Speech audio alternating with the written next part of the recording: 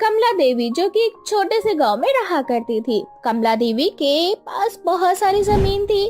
पूरे गांव में एक कमला देवी ही थी जो बहुत अमीर थी। कमला देवी के 3 बेटे थे, विनोद, अर्जुन और वरुण। तीनों शहर में पढ़ाई करते थे। ऐसे ही कुछ समय बीत जाता है। कमला देवी गांव में ही अपने तीनों बेटों के लिए रिश्ता तलाशने लगती है, लेकिन कमला देवी के मन मुताबिक उसे कोई लड़की नहीं मिल रही थी।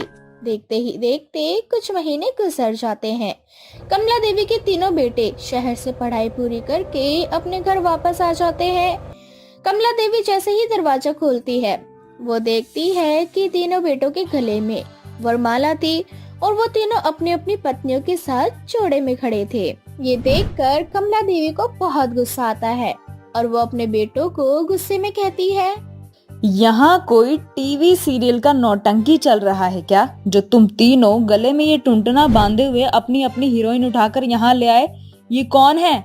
ओ मम्मी, ये तुम्हारी बहू है, इनसे ना तमीज से बात करो। और ये तीनों एक ही घर की हैं। कहने का मतलब ये है कि तीनों बहनें हैं। हम तीनों भाइयों से इन तीनों बहनों को प्यार हो गया। ये तीनों हम तीनों से शादी करने के लिए तैयार हो चुकी थी, इसलिए हमने सोचा कि इन्हें भी अपने साथ गाँव ले चले। हाँ मम्मी, और आपकी तीनों बहुएं बहुत संस्कारी हैं। आपको कभी भी किसी भी चीज की कोई शिकायत नहीं होगी। इनसे शहर में रहने के बाद भी इनके अंदर संस्कार बहुत कूट कूट कर भरे हैं। वो तो वक्त बताएगा कि किसके अंदर कितने संस्कार हैं और कितने नहीं। तुम तीनों ने जो किया है ना, वो माफी के लायक नहीं है। विनोद अपनी पत्नी रिया और अर्जुन अपनी पत्नी कोयल और वरुण अपनी पत्नी अनिका के साथ अपने अपने कमरे में चले जाते हैं। ऐसे ही अगली सुबह तीनों शहर के मॉडर्न कपड़े पहनकर अपनी सास के पास जाती है और उसका पैर छूती है। हे राम जी, ये आधे अधूरे कपड़े पहनकर तुम तीनों मेरे सामने आशीर्वाद लेने के लिए आ गई हो। एक तो ना जाने मेरे बेटे के अकल पे कौन से काले काले पत्थर पड़े थे, जो वो शहर से तुम तीनों बेशरमों को यहाँ उठा कर ले आए। अरे गाँव में मेरा बहुत नाम है, तुम तीनों की वजह से ना मेरा नाम खराब हो जाएगा। माँ जी, छोटे कपड़े पहनने से कोई बेशरम नहीं होता और संस्कार इंसान के व्यवहार में होता है, कपड़ों में नहीं। अच्छा, जुबान तो बहुत अच्छे से चलती है तुम तीनों की। मैं तुम तीनों को कभी अपने घर की बहू नहीं मानूंगी। अरे हमारे यहाँ शादी के बाद बहू साड़ी पहन के रसोई में खाना बनाती है, और तुम तीनों ये क्या पहन के आ गई हो? ऐसे में तो तुम्हें कभी नहीं अपनाऊंगी मैं। माँ जी, हम ना पूरी कोशिश करेंगे हम आपका दिल जीत पाए, और आपको टेंशन लेने की कोई जरूरत नहीं है। हम तीनों के होते हुए आपके नाम को कोई बदनाम नहीं करेगा, भले ही हम शहर से हैं तो भी। फिलहाल के लिए मेरी आंखों से ओझल हो जाओ। मैं तुम तीनों को इन कपड़ों में देख भी नहीं पा रही हूँ। तीनों बहनें अपने कमरे में जाती है और वो तीनों यूट्यूब से साड़ी पहनना सीखती है।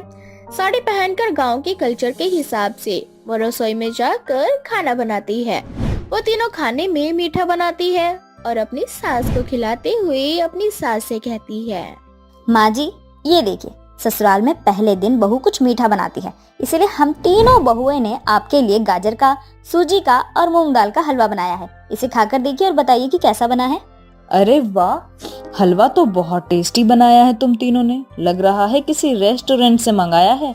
तुम तीनों शहर की लड़कियां हो तो बहुत तेज और उससे ज्यादा बेशरम भी हो, लेकिन ये साड़ी पहनना कब सीख लिया तुम तीनों ने? अरे नहीं माँ जी, हम तीनों ने यूट्यूब से साड़ी पहनना सीखा है। हम भले ही शहर के, इसीलिए कोई भी ऐसी चीज नहीं है जिसे कर पाना नामुमकिन है हमारे लिए। और हम आपको एक दिन प्रूफ करके ही रहेंगे। भले ही हम शहर से, लेकिन बेशरम नहीं है। और संस्कार शहर और गांव पर निर्भर नहीं करता माँ जी, बल्कि इंसान के व्यवहार पर निर्भर करता है।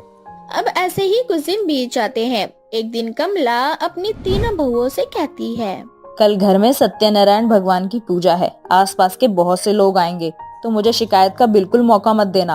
और हाँ, गांव के जो भी लोग आए उन सभी को दिखा देना कि मेरी बहू शहर की होने के बाद भी बहुत ज्यादा संस्कारी है। अपना ये बेशरम वाला पहनावा पहनकर बाहर बिल्कुल मत आना। ऐसे ही अगले दिन तीनों बहुएं मिलकर सत्यनारायण भगवान की पूजा की सारी अरेंजमेंट करती हैं। ये देखकर कमला देवी को बहुत अच्छा लगता है। देखते ही देखते वो तीनों मिलकर पूजा का सारा प्रसाद भी बना लेती हैं। सभी लोग पूजा में आते हैं। तीनों अच्छे से साड़ी पहनकर तैयार होकर वहां आती हैं। तीनों की खूबसूरती और उनका पहनावा देखकर सभी लोग कमला देवी की खूब तारीफ करते हैं और पूजा में तीनों बहनें भक्ति गीत भी गाती हैं। ये देखकर कमला देवी बहुत हैरान हो जाती है। जाते जाते कुछ लोग कमला देवी से कहते हैं, अरे वाह कमला देवी, इतनी खूबसूरत और इतनी संस्कारी बहू कहाँ से लेकर आ गई तुम? हमारे गांव में तो इतनी सुंदर लड़की कोई है नहीं, फिर तुम्हें कहाँ से मिल गई? मेरी बहुएं शहर की हैं। हाय दैया, शहर में तो बहुत बेशरम लड़कियां होती हैं, तुम्हारी बहू में तो बहुत ही ज्यादा संस्कार है। क्या बात है, तुम्हारी तो किस्मत अच्छी निकली, तुम्हें तो बहू अच्छी मिल गई, वरना शहर में लड़कियां तो ऐसी होती हैं कि अपनी सास को भी अपनी इशारों पर चलाती हैं। अरे नहीं नहीं बहन, पहले ना मैं भी ऐसा ही सोचती थी कि शहर की लड़कियां ऐसी होती हैं वैसी होती हैं, लेकिन मेरी तीनों बहुओं ने मेरी सोच को बदल डाला। मैं हमेशा से उनको बेशरम का ताना दिया करती थी, लेकिन आज वो तीनों अपने संस्कारों से मेरा दिल जीत लिए। अच्छा चलो, ये तो बहुत अच्छी बात है। प्रसाद भी काफी स्वादिष्ट बना था। कमला को अपनी गलती का एहसास हो जाता है। सभी के जाने के बाद कमला अपनी तीनों बहुओं को बुलाती है और इन तीनों को अपने पुश्तैनी सोने के हार देते हुए उनसे कहती है, ये ले बड़ी बहू, ये तेरे लिए सोने का हार। आज मैं बहुत खुश हूँ तुम तीनों से, क्योंकि तुम तीनों ने मेरी सोच को बदला है। सच में मुझे यह एहसास हुआ है कि ऐसे कपड़े पहनने से इंसान के संस्कार नहीं दिखते, बल्कि संस्कार उसके व्यवहार से दिखते हैं। और तुम तीनों के व्यवहार से पता लगता है कि तुम तीनों के अंदर कितने संस्कार हैं, भले ही तुम तीनों शहर की हो। माँ जी, हमारा मकसद आपको गलत साबित करने का नहीं था, बल्कि आपको ये समझाने का था कि भले ही हम शहर में हैं, लेकिन हमें भी घर परिवार चलाना आता है। कुछ लोग गांव में रहकर भी अपनी फैमिली नहीं चला पाते, उनके अंदर ना ही संस्कार होते हैं। कुछ लोग शहर में होने के बाद भी सारी चीजें सीख जाते हैं और अच्छे से मैनेज कर लेते हैं। हाँ माँ जी, और ये सारी सीखना हमें अपनी माँ से मिली है, और आज वही चीजें हमें हमारे काम आ रही है। चलो, अब जो हुआ वो अच्छा ही हुआ। मेरी किस्मत में इतनी सुंदर सुंदर और संस्कारी बहू लिखी थी, जिन्हें मैं हमेशा बेशरम बहू कहती थी। इस तरह से वो तीनों अब से गिले शिकवे भूलकर अपने जीवन में हंसी खुशी आगे बढ़ती हैं और एक दूसरे को हर तरह से सपोर्ट करती हैं। सीता अपनी बहन बबीता कविता के साथ रहती थी। सीता सबसे बड़ी बहन थी। उनके माता पिता का देहांत हो गया था। वो बहुत ही गरीब थी, लेकिन गरीब होने के बाद भी वो तीनों बहनें एक साथ खुशी से रहती थी।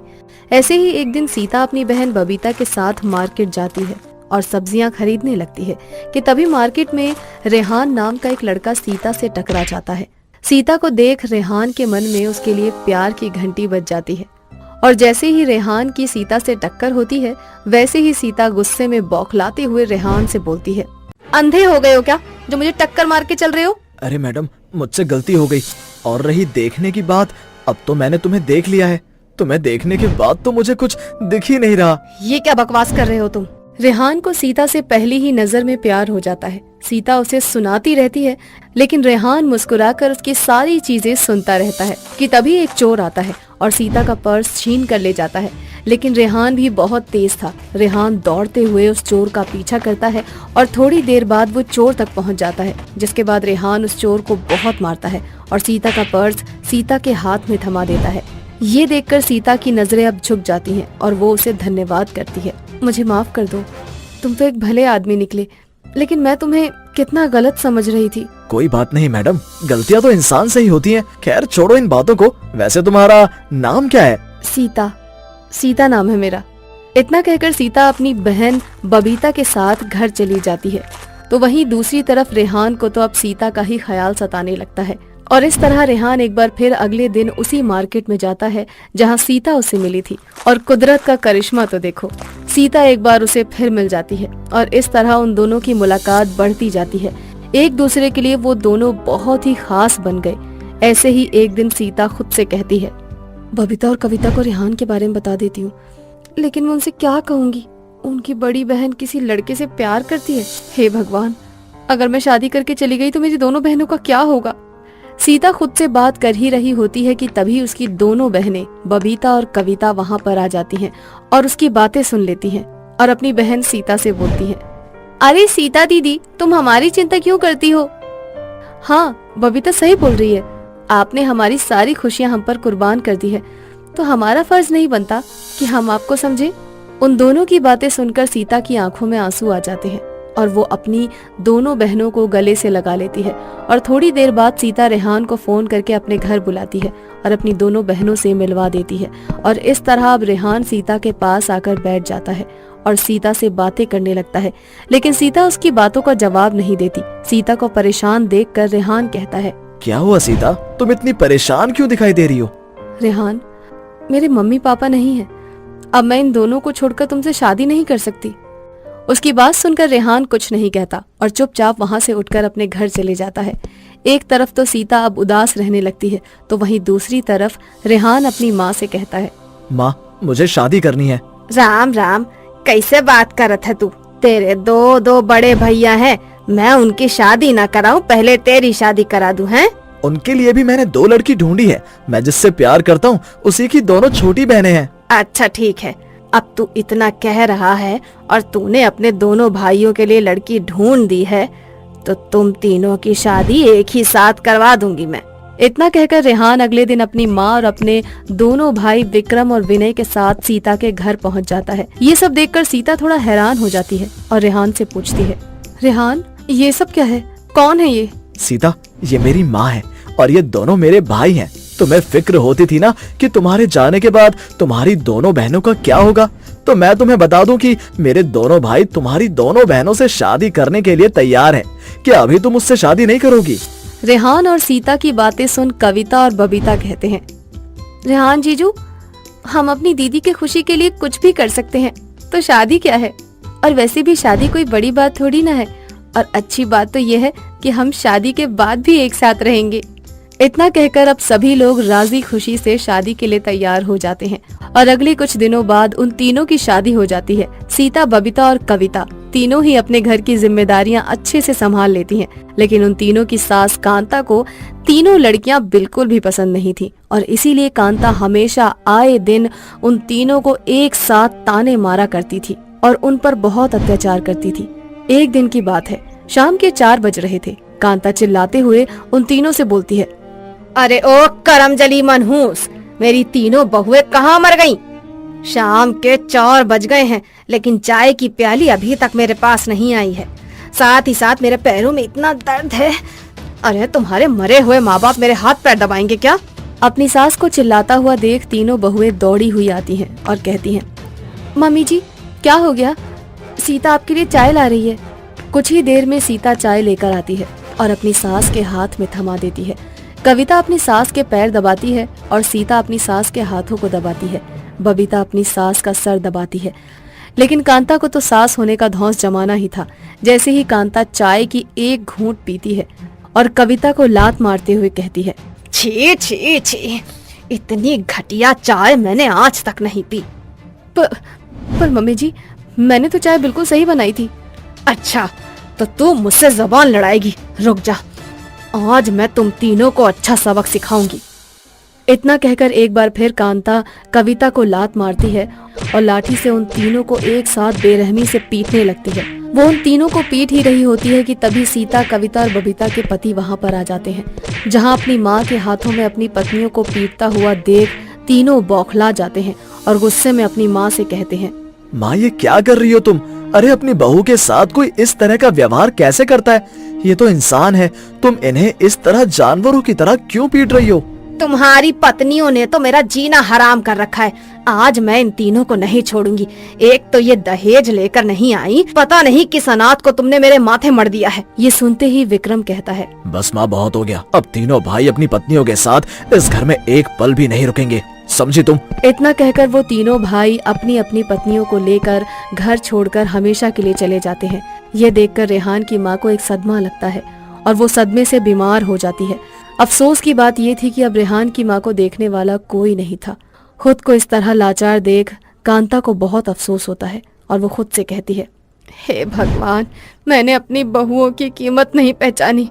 काश मेरे पास मेरे बहू बेटे वापस आ जाएं, मैं उन्हें अपने आखिरी पलों में देख पाती। और इस तरह अब दिन गुजरने लगते हैं। एक दिन सीता अपनी सास के पास आती है, जहां वो अपनी सास को बेहद बीमार हालत में देखती है और वो तुरंत अपने पति रेहान को फोन कर देती है, जिसके बाद रेहान के दोनों भाई और सीता की दोनों बहनें भी उसकी माँ के पास आ जाती हैं। अपनी माँ की हालत देख रेहान अपनी माँ को तुरंत डॉक्टर के पास ले जाता है, जिसके बाद डॉक्टर कांता का इलाज करने लगता है और इलाज करने के कुछ समय बाद कांता को होश आ जाता है और वो खुद को एक हॉस्पिटल में पाती है। अपनी आंखों के सामने अपने बहू बेटों को देख फूट फूट कर वो रोने लगती है और अपनी बहुओं से कहती है, मेरी बहुओं, मुझे माफ कर दो, तुम लोग तो देवी हो देवी, लेकिन ना जाने मैं ही कहां से कसाई निकल गई। मैंने तुम तीनों का संस्कार नहीं देखा, तुम तीनों की कीमत नहीं जानी और तुम्हें हमेशा कोसती रही। मुझे माफ कर दो मेरी बहुओं, माफ कर दो। वो तीनों अब अपनी सास को माफ कर देती हैं, जिसके बाद वो परिवार खुशी खुशी मिलजुल कर रहने लगता है। तारा एक गरीब परिवार की लड़की थी जिसने अपनी मर्जी से रमेश नाम के लड़के से शादी की थी। वो दोनों एक दूसरे से बहुत प्यार करते थे, लेकिन रमेश की माँ नहीं चाहती थी कि तारा, जो कि एक गरीब घर की लड़की है, वो आशा की बहू बने, और इसलिए आशा तारा को परेशान करने का कोई भी मौका नहीं छोड़ती थी। अरे ओ तारा बहू, तू इस घर की महारानी नहीं है, बहू रानी है। इसीलिए इस घर के तौर तरीके तू जितनी जल्दी सीख जाए उतना अच्छा होगा तेरे लिए। जी माँ जी। जी माँ जी क्या लगा रखा है, चुपचाप से घर के काम कर जाकर। आशा के कहने पर तारा किचन में चली जाती है, पर तारा ने तो पहले ही घर के सारे काम कर रखे थे, तो वो क्या करती, इसलिए वो रसोई में जाकर अपने पति रमेश को फोन करती है और वीडियो कॉल पर उससे बात करने लगती है। उसकी आवाज आशा के कानों में जाती है और आशा छुप कर देखती है कि तारा रसोई में क्या कर रही है। जब वो तारा को रमेश से बात करते हुए देखती है तो उसके तन बदन में आग लग जाती है। इस मनहूस को मैंने कहा था कि घर में काम कर, पर ये खुद को कुछ ज्यादा ही तेज समझती है। रसोई में आकर मेरे बेटे से बात कर रही है। मुझे तो समझ नहीं आ रहा कि इससे मैं अपने बेटे का पीछा कैसे छुड़वाऊं, पर फिलहाल तो मुझे अभी इसको अपने बेटे से बात करने से रोकना होगा। अब आशा तिल मिलाती हुई रसोई में जाती है और प्यार का झूठा दिखावा करते हुए तारा से कहती है, अरे तारा बहू, तू रसोई घर में है? मुझे लगा तू अभी तक आराम ही कर रही है। अच्छा कोई बात नहीं, लगता है तू मेरे बेटे रमेश से बात कर रही है। तू रमेश से बात कर ले, मैं तेरे लिए चाय बना देती हूँ। आशा की ऐसी बातें सुनकर तारा को अपने कानों पर यकीन नहीं होता और वो भी अपनी सास को कोई शिकायत का मौका नहीं देना चाहती थी, इसलिए जल्दी से रमेश का फोन रख देती है और खुद चाय बनाने के लिए चली जाती है। और तभी आशा उसका फोन लेकर तोड़ देती है। ये देख तारा आशा से कहती है, माँ जी, आपने मेरा फोन क्यों तोड़ दिया? ताकि तू मेरे बेटे से बात ना कर सके। मुझे तो पहले से ही तू पसंद थी नहीं, और ऊपर से अब मुझे तेरी हरकतें भी पसंद नहीं है। अब तू देखना कैसे मैं तुझे अपने बेटे से दूर करती हूँ। आशा का ये रूप देखकर तारा बहुत डर जाती है कि कहीं सच में रमेश उससे दूर न चला जाए। इसलिए रात को जब रमेश घर आता है तो सारी बात तारा रमेश को बताती है, पर रमेश को उसकी बातों पर विश्वास नहीं होता।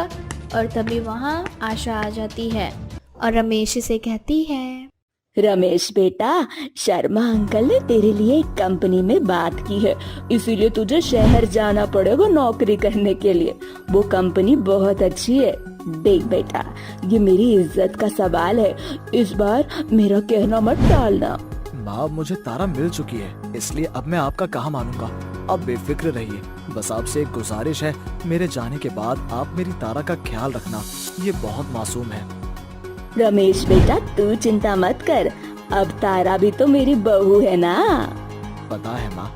अच्छा माँ, तारा का फोन पता नहीं कैसे टूट गया है, इसलिए मैं सोच रहा हूँ कि शहर जाने से पहले तारा को एक फोन दिला दूँ। आपको इससे कोई आपत्ति तो नहीं? अरे बेटा, ये तू क्या कह रहा है? भला मुझे क्या आपत्ति होगी? तारा आखिर तेरी बीवी तो है। इस तरह से रमेश तारा को एक और नया फोन दिला देता है और अपनी माँ के कहने पर गांव से दूर शहर चला जाता है। कुछ महीने ऐसे ही बीत जाते हैं और अब आशा तारा के ऊपर बहुत ज्यादा अत्याचार करती है। अब ना तो वो उसे खाने को देती है और ना ही उसे रमेश से बात करने देती है, बस पूरा दिन काम ही करवाती है। ऐसे ही एक दिन, हे दुर्गे माँ, क्या मैंने रमेश से शादी करके कोई गलती की है? माँ जी मुझ पर इतना अत्याचार करती हैं, आखिर मैं क्या करूँ क्या ना करूँ, मुझे कुछ भी समझ में नहीं आ रहा। आप ही मुझे कोई रास्ता दिखाओ। माँ जी ने रमेश से पता नहीं कौन सी बात कह दी जिससे वो अब मुझसे कोई बातचीत ही नहीं करते। मेरा फोन भी अब माँ जी के पास है, रमेश जी का फोन भी नहीं आता मेरे पास। इस फटे हुए कपड़े में कहाँ जाऊँ? अपने गरीब माँ बाप के पास तो जा ही नहीं सकती मैं। अब आप ही कोई रास्ता निकालो। तारा रोते हुए दुर्गा माँ के सामने बेहोश हो जाती है और तारा के सपने में दुर्गा माँ आती है, जो कि तारा से कहती हैं, बेटी तारा, तुम्हें जितनी मुश्किलों का सामना करना था तुम कर चुकी हो। अब तुम्हें अपनी सास से अलग होना होगा। जिस दिन तुम अपनी सास से अलग होगी और मेरी मूर्तियों की खेती करोगी, उस दिन रमेश को अपने आप सब पता चल जाएगा और वो दौड़ा दौड़ा तुम्हारे पास आएगा। इतना बोलकर माँ दुर्गा सपने में तारा को एक चावल का दाना देती है। अब जैसे ही तारा को होश आता है, वो अपने हाथों में चावल का एक दाना देख उनसे बोलती है, हे माता, मैं आपका ये एहसान कभी नहीं भूलूंगी। अब समय आ गया है अत्याचार ना सहकर अपनी एक नई दुनिया बनाने का। इस तरह से तारा वो एक चावल का दाना लेकर घर से निकलती है और जैसे ही तारा घर छोड़कर जाती है, आशा की सारी संपत्ति भी उससे छीन जाती है।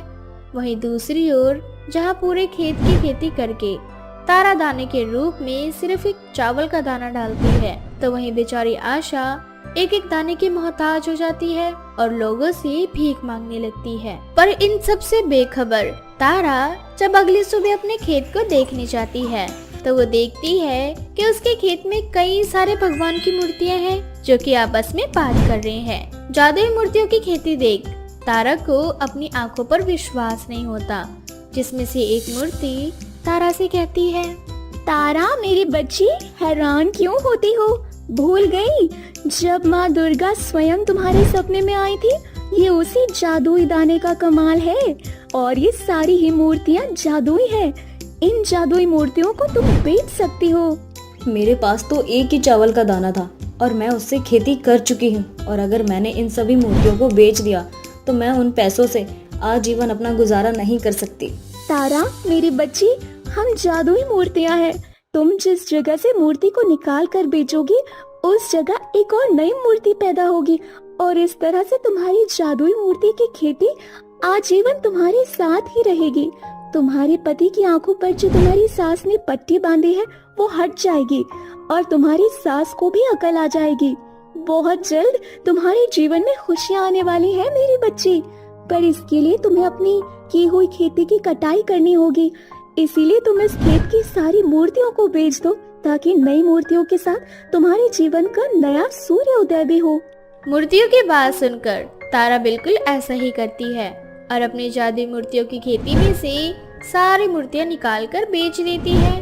अगली सुबह जब तारा उठती है तो वो देखती है कि एक बार फिर उसकी जादुई मूर्तियों की खेतियों में मूर्तियां उत्पन्न हुई है। साथ ही रमेश भी उसके पास आ चुका है और अब आशा भी उससे अपनी गलतियों की माफी मांगती है। तारा, मुझे माफ कर दो। जब माँ ने मुझे तुम्हारी फोटो भेजी जिसमें तुम किसी और आदमी के साथ थी, तब ना चाहते हुए भी मैंने माँ की बातों पर यकीन कर लिया। पर जब माँ ने मुझे फोन करके सारी सच्चाई बताई तो मुझे अपनी गलती का एहसास हुआ। इसलिए अब मैंने सोच लिया है कि मैं तुम्हें छोड़कर कभी कहीं नहीं जाऊंगा और तुम्हारे साथ रहकर यहीं पर काम करूंगा, ताकि अब कोई और हमें जुदा ना कर सके। मुझे अपनी गलती का एहसास हो गया। जिस दिन तूने घर छोड़ा उसी दिन मैं रोड पर आ गई। न जाने तेरे जाने के बाद ऐसा क्या हुआ जो माँ लक्ष्मी मुझसे रूठ गई। रमेश और आशा को देख तारा को मूर्ति की बात याद आती है और वो अपनी सास और पति को माफ कर देती है, जिसके बाद सब एक साथ खुशी खुशी रहने लगते हैं।